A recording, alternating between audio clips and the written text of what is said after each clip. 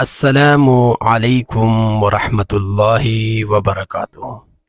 میری عزیز دوستو، آج نبی علیہ الصلاۃ والسلام کا ایک حدیث مبارک آپ کو سناتا ہوں۔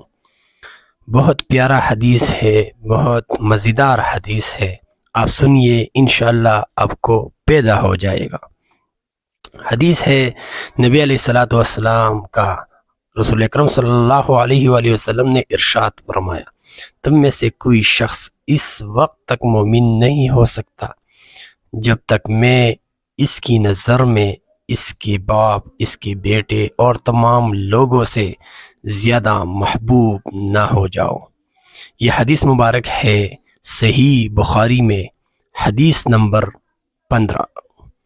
برائے کرم جتنے بھی لوگ ہیں ان کو میں درخواست کرنا چاہتا ہوں، اگر چینل پر نئے ہیں تو پلیز چینل کو سبسکرائب کریں تاکہ ہمارے حوصلہ افزائی ہو جائے اور ہم اور بھی حدیث آپ کے لیے پیش کریں۔